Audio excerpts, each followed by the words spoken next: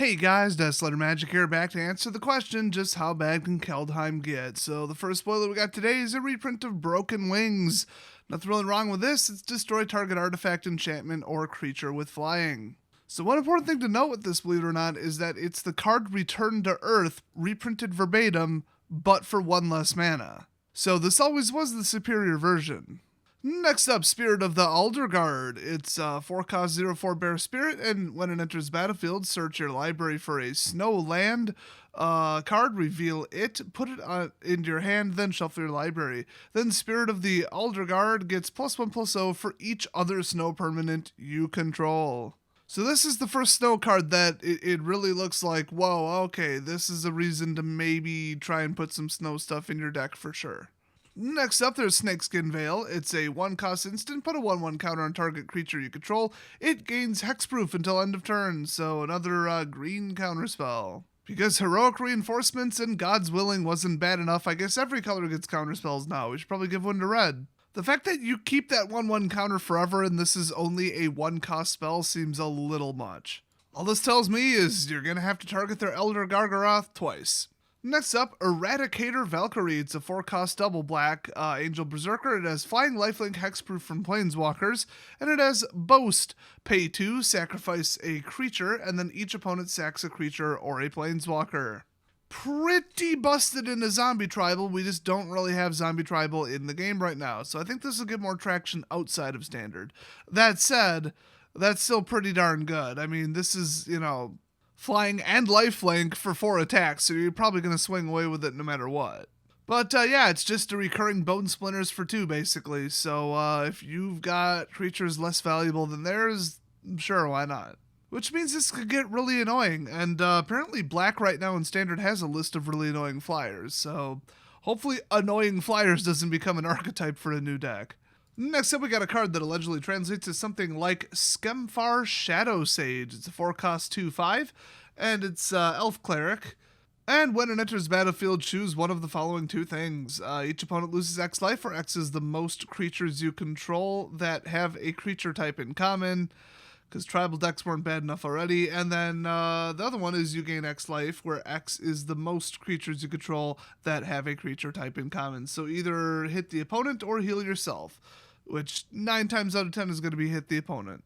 With this being a cleric, I could see people automatically throwing in 1 or 2 of these in black-white clerics, although, 4 is a little high for that deck, believe it or not.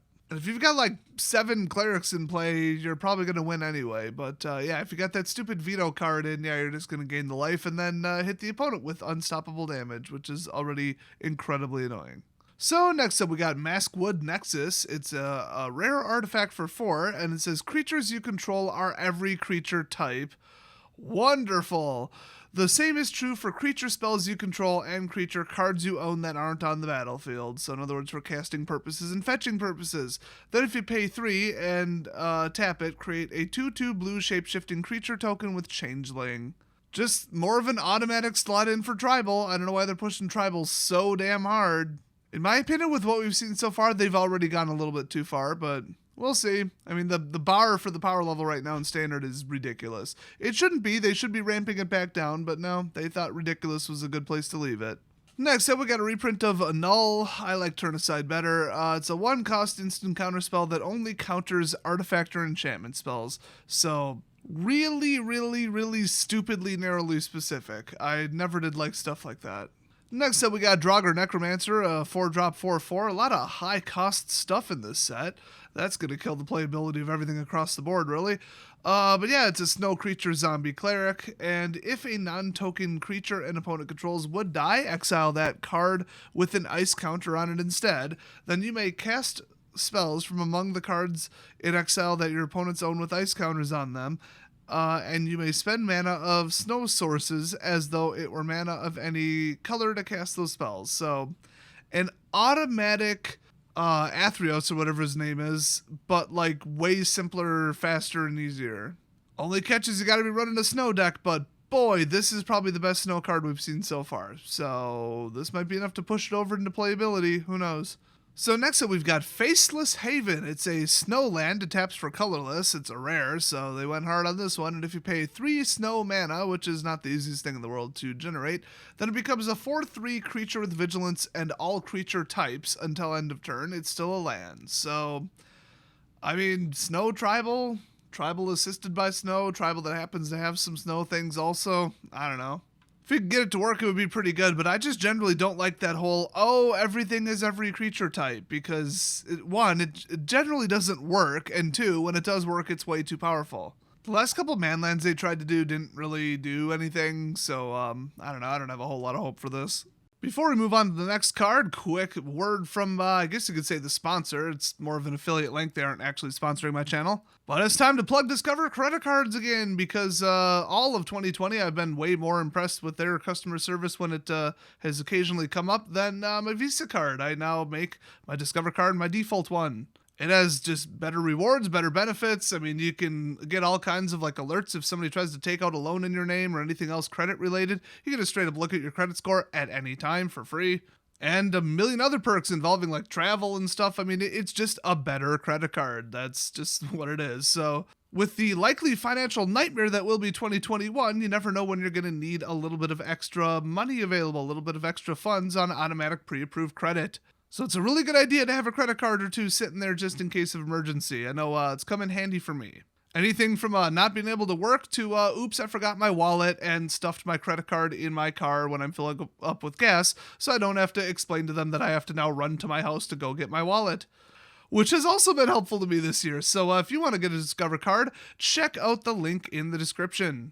There is a crazy deal going on where if you use my link down below and you get approved, you will get a $50 statement credit if you use the card within the first 3 months for any purchase of any dollar amount. Kind of goes nicely with the fact that there's no annual fee, so check it out. I mean, instead of like, hey, I'm Desolator Magic and you should go buy this thing that I am getting sponsored for. It's like, hi, I'm Des and I got you some free money. Enjoy. I mean, I'm pretty picky about my sponsors, but yeah, this one cleared the bar and then some. So let's move on with the spoilers. Next up, we got Kaya's Onslaught. It's a 3-cost instant in white. Target creature gets +1/+1 and double strike till end of turn. So we've seen this kind of before in red, but a more powerful version. And then this has Foretell 1. Yeah, remember, 1 bigger plus first strike is already pretty good, especially for 1 mana. The most exciting thing about this card is honestly, hopefully Kaya kills that stupid Phyrexian, because everybody hates their Phyrexians, and I don't want to see their infect poison counter crap anywhere near my game. But yeah, this is basically a preloaded Embercleave. So at some point you just, I'm going to pay 1 mana. There you go. This card that you let through or that has trample anyway. Yeah, now it's like, 5 extra damage or something. I mean, you just throw this on your biggest, baddest green creature in a green-white deck and you just win. I mean, there's multiple 10/10s. Hell, put it on Gargaroth, everybody's favorite damn mascot for the green color right now. Yeah, I think this is a little much outside of white decks. So, this is probably going to be pretty problematic. Next up, Guardian Gladewalker. It's another shapeshifter. It's every creature type. Great, at least doesn't clone stuff. It's a 2-cost 1/1, but then when it enters battlefield, put a 1/1 counter on any target creature at all. So, very flexible tribal card. I feel like right now, I mean, Clerics and Angels are the closest you're going to get in Standard. I can't really think of any other tribal that actually cares about the tribal. I'm sure people are accidentally playing a lot of Goblins right now with no Goblin-specific boost. So a lot of these Changeling cards and all this tribal assistance is for outside of Standard. Now that said, I mean, this is just, a common. Although I think Pauper people are going to get kind of excited about this. Next up, Haggai Mob. Or Haggai or something, who knows. It's a 5-cost Troll Berserker, and it has Boast 2. And it's also a 5/4. So the Boast is it just deals 1 damage to any target. I mean, don't underestimate that, but still, it's not that good. And a 5-cost creature in red, I think, has to be a lot better than this. But clearly, since this is a common, this is just your typical filler draft jank. Next up, Litjara Kinseekers. It's a 4-cost 2/4 shapeshifter with Changeling, of course, so it's every card type, or every creature type, not every card type. When it enters the battlefield, if you control 3 or more creatures that share a creature type, put a 1/1 counter on Litjara Kinseekers, then scry 1. Well, at least it's not a, recurring counter, because that would just be broken. Luminarch Aspirant. So, at this point, what more is there to say? It works in a tribal deck. Cool. What tribal deck, if any? I have no idea.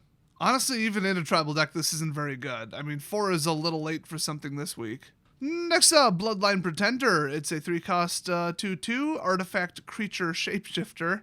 So, clearly some kind of imitating robot. It is a changeling, though, so it's every creature type. And then as it enters battlefield, choose a creature type. Whenever another creature of the chosen type enters battlefield under your control, put a 1/1 counter on Bloodline Pretender. Another card to quite literally consider for every single tribal deck in every single format ever created, except for Pauper, I guess. They're really trying hard to make cards that are valuable outside of standard, but then why is this an uncommon? Because uncommons don't tend to hit above about $3, and that's in drastic cases. So really, this is just, flirting with disaster when it comes to making tribal decks too good. But like I said, I can't think of any right now in standard that would benefit from it, but I don't know. Closest we're going to get is clerics. Who knows? I mean, the other thing is the party mechanic, but I haven't mentioned it up until now because, nobody plays it. It is really pathetic. But with these being, a cleric, a rogue, a wizard, whatever the hell else, yeah, you just drop in a couple of these and say, oh, now it's this, or it's all 4. Yeah, you might be able to get party going. I mean, a lot of these cost a lot of mana, but you never know. I wouldn't be surprised. And finally, the last card is More Right, I think, of the Frost. It's a double blue, single green, 5-cost total legendary snow creature shapeshifter.